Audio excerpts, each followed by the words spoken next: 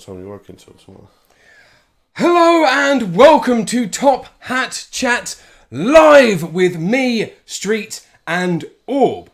Today on the channel, it's episode 13, I think, of the Great Gaming Debate, where we are going to be discussing which console is better, the Nintendo 64 or the PlayStation 1. For this particular debate, I'm going to be taking up the position of the PlayStation 1, and you're going to be bent over a barrel taking up the position of the Nintendo 64. Well, I'll be bending you over the barrel because it's an obvious winner. Again, I don't think it is. I'm not completely sure where to start. I mean, how do you want to start this? Well, maybe we'll give it a bit of a background. Okay. A bit of a background check. So, N64 comes out 1996, mid of 90s, rife with anarchy, grunge. It was awesome. And Nintendo come along and brought out the N64, which was a gorgeous bit of kit. And it looked amazing. It was really good. 1996, like I said, the year. And it had everything. It had this weird alien controller. It had the cool retro chic of cartridges. It still get there. It wasn't futuristic. It had some grounding in retro specs, but the actual design of the console was lovely. It just took the world by storm. Gave us multiplayer shooters. Gave us a lot. It was great. Yeah. Whereas the PlayStation 1 came out a few years before, kind of 94, 95. Technically it was an amazing console, come obviously from the failed partnership between Sony and Nintendo to make their disc-based add-on to the Super Nintendo. Yeah, Sony must have left such a bad taste in the mouth of Nintendo that they said, screw this, we're sticking to cartridges, baby. Yeah, I think they probably did try and stick to their guns a little bit too much, and that's why they failed.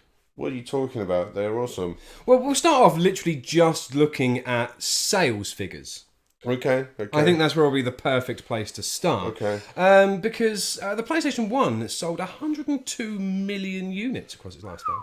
Yeah, worldwide, that's a lot of cheddar. That's a lot of consoles. Whereas Nintendo 64 did considerably less. How many consoles did Nintendo shift for the 64? Just shy of a very respectable 33 million, 32.9 million in total. Yeah.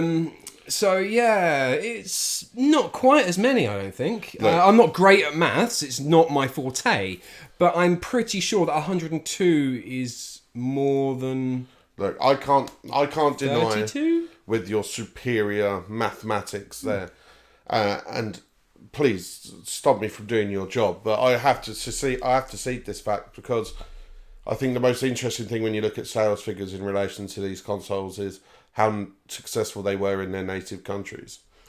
Yeah, that's something that you can try and have a look at. Well, no, like I say, it is partly doing my job, and I have to see the point, because the N64, which is, Nintendo is the product in Japan. It is awesome. It only shifted like 5.5 million. Yeah, 5.54 million units in Japan, yeah. Right. Whereas the PlayStation 1 ended up shifting like 18.25. Yeah, that is more. That's like so much more in their native countries, and it's sort of come out of nowhere. Obviously, Sony hadn't even entered the gaming market before. Hold on, I'm just checking on my calculator here. There's a few quite complex bits and pieces I need to go through. What? Yeah, no, 18.85 is definitely more than 5.54. I've just checked. Good. I'm glad you can confirm that. Yeah. So it sold better across the globe as well as in its native country. Yeah. So what's the argument there? Is the better console? No, you can't base things on sales figures and such. That's alone. True. That's not true. You can't do that. There are many. Vincent van Gogh ended up selling like 3 paintings in his entire lifetime. Yeah. And is considered arguably the most influential of that era of art in modern day. Like, he has countless museums named after him. And so much of his collection is revered and is imitated. Yeah. And he sold 3 copies in his entire lifetime. Yeah. Still can't put a nose in the right place. True. But still. Yeah. I mean, I think that's possibly where the Nintendo 64 took most of its graphical style. Yeah. Very blocky. It's chic. But then again, the PlayStation 1, I suppose, was as well. The PlayStation 1 did not give us Phil Neville and Gary Neville as enemies in GoldenEye. No, they didn't, no. And that, for alone, for me, wins graphics. Yeah. When you're basing your bad guys in a computer game, you use the Euro 96 squad, yeah. I think that because this was kind of the era of 3D, or basic 3D, and both consoles were learning, I think that you have to talk about graphics when you talk about specific games, rather than as a general thing across everything. Yeah. I think that's what we have to look at. So let's start thinking of some games. Okay. I mean, I don't know how we're going to tackle this. Are you going to pick... Why don't you start with your favourite big game release for the PlayStation 1, and I'll counter with one of mine. Okay. And it's not a direct comparison. This is just going to be like kind of getting our dicks out a bit, swinging them, and just going, look at what games I've got on my hardware. Yeah, we can try and match up some of the genres a little bit. So if I talk about possibly one of the greatest selling racing games on the PlayStation 1 would have been Gran Turismo. That game was incredible. I mean, for the time, realism. I mean, it was a driving sim. It was. Do you know what? I had so much fun playing Gran Turismo when I was a kid. It really was one of the best games I'd ever played at that point. And I'm not even big into racers. Yeah. But that really captured it because it was so close to, like you say, it was like a driving sim. Yeah. But like an accessible sim. Yeah. Unlike the flight sims that used to be about at the time. Cracking game. It really was. Like, it was superb. But then I think the thing is, Nintendo approached racing in a different way. Like, PlayStation decided and Sony decided to go for the realism aspect, whereas Nintendo doubled down on the kart racer feel of the era. And I know there's really good kart racers on both, but that was where, like, Nintendo really put all their stock. See, this is where we're going to have an argument. We'll try and keep it brief. I will give you this. Donkey Kong. No, sorry. Mario Kart. Yeah, Mario Kart was the one that is everyone's going to think of. So Mario Kart 64. As Crash Team Racing. See, this is where I was going to go. You were going to say Mario Kart, and I was going to go, well, if you're talking about specifically kart racers, Crash Team Racing. It's not an argument. I can't do it.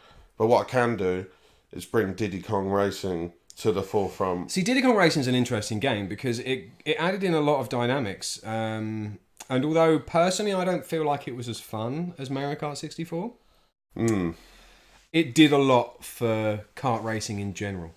And I think that it should hold a place up there as one of the best Nintendo 64 games ever. For what it did, for its technical specification, and kind of how well it plays, it still doesn't hold a leg to Gran Turismo. No, it doesn't. But there's no driving sims available on the N64. No. But Diddy Kong Racing is arguably more fun as an arcade racer feel than you get out of Gran Turismo, which has an arcade mode, but it's nowhere near as fun as an arcade mode kind of feel for a Diddy Kong Racing. And this is the other thing that I'll bring to it. CTR did have multiplayer ability, split screen. Yeah. But as we all know, how many controller ports are on a PlayStation? Well, again, if you're going to start talking about controller ports... No. Come on. How many What, physically attached? Native too? Right. The N64 is rocking 4. Native. But you could just buy a multi-tap and then that... Oh, no, so I've got to spend more money. Well, you'd still have to spend more money on Hori controllers, so you actually have a controller that works. But we'll get to controllers later. Not controllers. We're going to start rattling off a few more games, I think. So we can have a look at platformers. Okay, you go on then. Go on. What's a platformer? Name a platformer on the Nintendo 64. I'll wait. Pick a good one. Banjo? Yeah. Mario 64, they count, yeah, right? they count. They're platformers, 3D platformers. Right, that's absolutely fine. Yeah. Right, they count. They're 3D platformers. And it's so hugely influential. Because, But the problem is I have when I think about platform games, is platformers are 2D, for me, traditionally. Yeah. So sometimes I struggle to think about that they almost chuck them in adventure games sometimes. And I know that's silly, that's just kind of how I compartmentalise it. But look, N64 did bring you Mario 64, which is one of the most revolutionary 3D platformers ever. Okay, so if you're going to look at 3D platformers, right, and we'll look at 2D platformers afterwards. If you look at 3D platformers, right, Tomb Raider. It is. No, you see, is it? Because is that, like I say when I'm compartmentalising, is that not an adventure game? No. Why? Because it's linear enough for it to be a platform. The whole idea is to get from platform to platform to platform. I think Tomb Raider is not, though, because there's a lot more puzzling and open area, not open area, but like central hubby kind of thing. I still consider it to be more platformy. I quite like it. I like it as a platformer. But if you look at 2D platformers, Rayman. Yeah, no, you do. But if you're honestly, right, Rayman is superb. Don't get me wrong.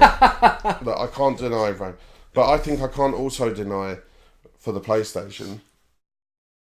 I can't deny things like Spyro. Yeah, people just pointing out in the chat. Technically, Tomb Raider is a puzzle shooter. There you go. Yeah. Action adventure puzzle shooter. So it's not even of the right genre. And it's still in theory better. I love the one thing that Tomb Raider nails out of a lot of games on the PS1 that didn't necessarily do it that well was the music. Music was incredible. Tomb Raider music is superb. I love Tomb Raider. Yeah. But yeah, no, that's tough. But I'm gonna say Mario 64 is more important than almost any of those games that you mentioned for the PlayStation. Do you know what I mean? Like Mario 64 is so important. Yeah, it was important. Yeah. Do you have Spyro? Do you have these other games without? Yeah. I mean, people are pointing out in chat just to throw it out there. Soul Reaver. I loved Soul Reaver. Yeah. I'm gonna stick to my guns with Mario Kart. I think Mario 64. I think Mario 64 is possibly better. Going back and playing it's frustrating as hell. I mean, what other games? Fighting games. Tekken. Yeah. Tekken is the bee's knees. I was going to swear. Yeah. Because it's so good. I love Tekken. Tekken I love is Tekken. Incredible. Yeah, I love Tekken. It's so good. So, what are we arguing here? There is no argument for anything else. I'm going to lay down something. I'm going to bring you something. I'm going to bring you a 2-for-1er. Go. In a straight up match against Tekken, I'll bring you Killer Instinct. And then, to go a little further, to go a bit more arcadey, a bit more fun, iconic, Smash Brothers. Smash is amazing, you win. We've had this argument before on one of our other debates. And, Tekken, Soul Calibur. Yeah, I love those games. I really do, but Smash is amazing, but I think that you're overselling Smash a little bit because the original Smash Brothers was nowhere near as good as Melee. No. And I do this quite a lot. When I think of Smash, I think of Melee. Yeah, no. Because that is the definitive entry in the entire series. If you actually go back and play Smash 1 now, it is not as good as Tekken. It's got a smaller lineup of characters. It had, 8? Yeah, I think so. 8 and so a couple of unlockable, I think. Master Hand doesn't count. Because although you could play as Master Hand, I'm pretty sure that... Was that Melee? That's Melee. Yeah. You see, I'm pretty sure it's Melee. See, again, they just cross over. Because Melee overtook Smash as being the best Smash Brothers game. And the original Smash Brothers kind of got pushed down into obscurity. Very quickly. Which is a bit of a shame. I mean, other fighters on the N64, you've got like Clay Fighter and stuff like that, which are iconic, but probably for different reasons. They're nowhere near as good as Tekken or Soul Calibur. Okay, I'm going to make you think on your feet here. Go. Because I'm going to break the fourth wall bit. We do have a list of games that we've thought about beforehand. Yes, we do. But I've thought of one that's on my list that you have no direct comparison to. Go. But I can think of one and I want to see if you could get it. Go. GoldenEye / Perfect Dark. Oh, First-person shooters. First-person shooters. Native 4-player first-person shooters. Yeah, again, very, very good at the time. Go back and play it now. Perfect Dark you can go back and play now. Perfect Dark you can. Good first-person shooters on the PlayStation 1 that I could go back and play now and enjoy. I can think of one. Series that I absolutely adored and can still go back and play, and it's probably never been bettered. for enjoyment for me. Go on. Medal of Honor. Yeah, Medal of Honor was very good. I loved Medal of Honor. Yeah, Medal of Honor was insane. Medal of Honor was such a good World War II first-person shooter. Yeah. It deserves to be talked about a lot more than it does. Yeah. For me, it was unadulterated fun. 2-player split screen or even campaign on that game was super, super fun. So much. I loved it. So is it better than GoldenEye?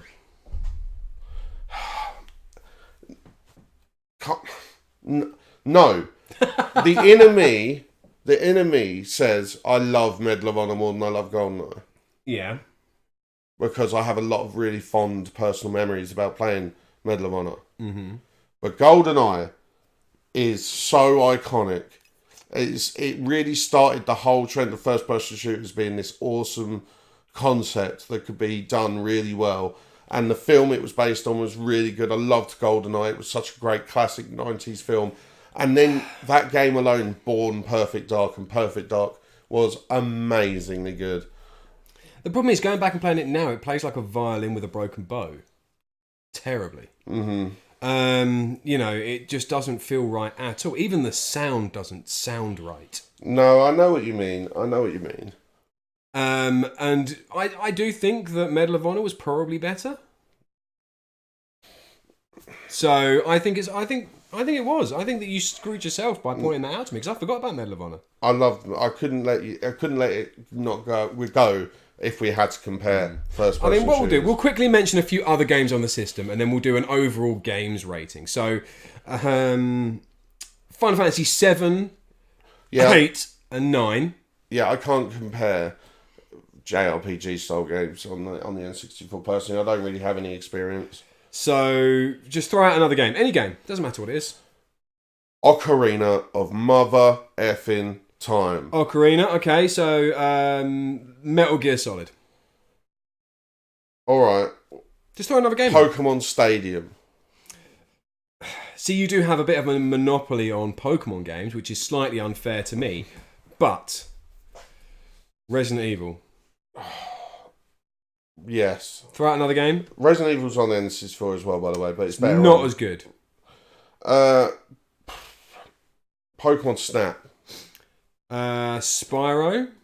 Star Wars Shadows of the Empire. Crash.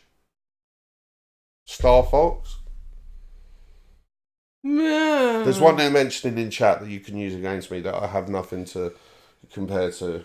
What's that? Twisted Metal Black? Yeah, just Twisted Metal. Oh, Twisted Metal. Twisted Metal 2 World Tour specifically. Yeah, Twisted Metal. Carmageddon. Yeah. I think one of the things that really does it for the PlayStation here is the fact that it had so much third-party support. Mm-hmm. Yeah. So much third-party support. So you wasn't just getting Sony titles thrown at you time and time and time again. Whereas the N64 pretty much just had Rare. They had a few others, but a lot of it was in-house. I mean, come on now. There was also there was a game that I forgot to mention that we should have. That I think was weird. It was like a tech demo, but it wasn't at the same time. Pilot Wings. I really enjoyed Pilot Wings. It just kind of showed some of the graphical capabilities and the physics that it could produce. But I really loved that game. It was really fun, and it's under specified. But honestly, the PlayStation library is so much more vast because of its third party support. There's games that we haven't even mentioned by a third party that would never get on Nintendo. Bloody GTA and things like that. They wouldn't be on Nintendo. No. Nintendo wouldn't have them. Yeah. And I have to cede that. There are many iconic games that Nintendo have a hold of with Zelda, with Mario. Yeah. But the third party support for the PlayStation 1 was the third party support for the PlayStation 1 was incredible. And I think that's probably got to do with a lot of the reason why that PlayStation sold so much better. Mm-hmm. Mm-hmm. If we look at some of the other aspects, I mean, you've got the basic design, which you mentioned at the start. I really like the N64 design. It looks funky, mid-90s. It's like almost retro chic. There's a couple of the...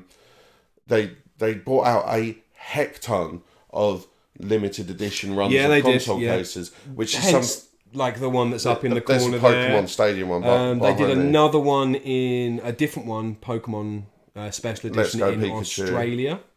Yeah, they also So a different one there. they've also done all of like the translucent colours and stuff like that.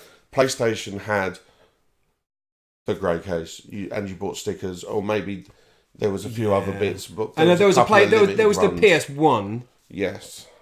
which was a slimline version. But other than that, you didn't really get much on the actual console design. No. There's a black one as well, which is really cool to look up. Anybody that hasn't seen it yet, go and look up the black PlayStation 1, which is the dev console. There's the blue one I really like. Yeah. The blue one, which is another dev, I believe. Yeah. I really enjoy that. The black one looks incredible. Look it up. It really, really looks nice. But yeah, there's lots and lots of things that we should be talking about. We're going to have to address... I think we need to have a little bit and look more in detail at cartridge versus CD. Cartridge versus CD. Yeah, so this is kind of where N64 really dropped the ball. Yeah. Like massively. Cartridges are cool. I know, but if you look at Final Fantasy VII, for example, it was across 3 discs. That would have been across 8 cartridges. I'll have 8 cartridges. And would have cost 100, and probably would have cost 100 quid. And the rest. Yeah. Because they were more expensive to make. Because Nintendo was so stubborn, they were like, no, we're not going to let anybody pirate our games. Worked though, didn't it? Yeah. I mean, microcomputers in the UK, as Top Hat Gamer Man has taught me many times over the years, the reason why microcomputers thrived in the UK and kept our gaming scene going was because of its piratability. True that. I had a chipped PS1. Yeah, so did I. I've still got mine. It's literally right here. And it functions beautifully. And the piracy aspect probably is what made it sell so many units. Because people knew they could buy the console. Yes, it was quite expensive at the time. But then they could get all of their games for £5 a pop. True, I'll give you that. But cartridges just look so cute. Yeah. So cartridges are cool. But I don't think they're anywhere near as good as the CD based. And yes, they look cool. Yes, they're retro. But they're not as functional and they're not as good. So you can't argue it. Mm-hmm. I know. It's sad because I like cartridges as well. The other thing that we need to talk about is the controllers. Because, yeah, I know. I was really excited about this. So you have the original PlayStation 1 controller, which when it came out was quite crude and had very limited function, and it wasn't great. Not great? No. Not great. But then came along this absolute beauty here, which is the DualShock. The DualShock. So, obviously, PlayStation realised that they'd released a terrible controller with their system and decided that they were going to upgrade and create something better. How was the Nintendo 64 controller? How was that when it first came out? Listen. No, how was it? It was perfect. Well, if you were a three-armed idiot. No, if you came from the planet Omicron Persei 8. Yeah, Futurama reference. Nice. Yeah. Because, look, it looked cool. It was so cool. It had prongs and a long shaft and twiddly bits on the It looks top. like something that somebody would sit on rather than something somebody would play with. It's a ridiculous piece of kit. Well, it was improved. It was improved because look what you got. And when did Nintendo release those? They haven't. Really. They didn't. No, there was a third party that decided that the controller was so awful that they had to make their own one to make the console playable. Thank you, Hori. That is the replica of the Hori controller, available on Amazon for about 18 quid. Definitely worth purchase. I don't get any money for saying that, but I really, really like it. So yeah, after all of that, Nintendo didn't even fix their ridiculous mistake. They stuck to their laurels and went, no, we're Nintendo, we're always right. And it cost them. Big time. But they come in lots of cool colours, and you could put 4 of them in the console natively. Lovely. And let's stick 4 controllers that don't work properly into a system that nobody really wants to play. But it had a joystick before the PlayStation did. It did, but they recognised their mistake and released a new one. That's the thing. Sony went, oh, well, maybe we've made a mistake here. Let's fix our mistake. And Nintendo went, we're right, you're wrong. The consumer is wrong. Oh. And that can be the case sometimes, but in this time it definitely wasn't. All right. But at least I could save my games when I wanted to without having to buy something else because the game actually held the save. Mine came with one. Well, mine came with one. It did. And when you filled it up, you had to buy a new one. Money. Yeah. Where my games just saved the data, so I didn't need to. How was your Rumble features? Look, they weren't expensive. Neither were the memory cards. How's your expansion pack that was required to make the console still playable for a lot of games at the end of its lifespan? Fine. They're completely genuine arguments. Yeah, well, And yes, the Nintendo 64 is looked back at as being a great console. Yes, it was fun. It had one of the best first-party lineups of any system ever. As far as when they came out, how groundbreaking they were, how fun they were, and how much future developers learnt from them. But the PlayStation 1 had the significantly better library. It learnt from its mistakes. Yeah. It improved upon itself at least twice, from what I can think. With the PS1 being the better looking console and the controller adaptations. Mm. Yeah. It knew that CDs were the way to go, so its foresight was impeccable. I mean, Nintendo didn't catch up on CD-based software for 2 generations. Oi, now don't start bringing in the GameCube to this. Didn't count. It does. It didn't, because they basically went, well, what we're going to do is we're going to bring out a CD-based system with the same limitations as the cartridge-based system. Because they wanted to keep it cool and chic retro. They didn't. You don't get they that. were so spiteful. They just went, no, nobody else is playing our games. Only we're allowed to sell them, so we're going to stop anybody from ever being able to pirate them. Whatever. It was their ridiculous systems. Whereas on the PlayStation 1, they had developers actively working around copyright by making their games unplayable for people that tried to copy them. Hence Spyro. Yeah. It pushed developers into being innovative. And that is absolutely brilliant. So I think it's absolutely undeniable here, in damn near every category, not completely, but by a decent amount, the PlayStation 1 is indeed better than the Nintendo 64. To you. To the majority of people that don't spend their life walking around in rose-tinted spectacles. Anyway, if you've enjoyed this video, a like would go a long way. And if it's your first time visiting this channel, give us a subscribe. It's not going to cost you anything. No. You may as well. And it makes us want to keep making videos. And gives us a lot of support. You can find us at all the usual places. You can find us at Twitter. Our names are currently at the bottom of the screen, just down here. You can also find us on Instagram. Mm-hmm. Just search for Top Hat Chat. You will find the accounts where we update. You'll currently see the picture of the hardest working man in streaming doing his thing. So go check it out, give it a like. We are currently heading over to twitch.tv/Top Hat Chat, where we are going to be playing Untitled Goose Game, which I've heard is brilliant. I'm looking forward to this. Yeah, it should be good fun. If you haven't made an account already, it only takes about 30 seconds. You can go over there, give us a follow. It will cost you nothing, and we will give you hours of entertainment. I like to think of it as entertainment. Yeah, we're entertainment. Yeah, it keeps people happy. People seem to enjoy it. And you can interact with us considerably more directly. We try and read as many of the comments as humanly possible.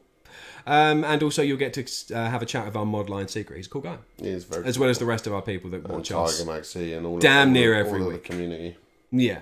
So, thank you for being a part of this video, watching, keeping us entertained in chat. Don't forget to leave comments, likes, and hit that subscribe button. It means a lot. But for now, we're heading off, so thank you for being a part of this. We'll see you next time. See you later.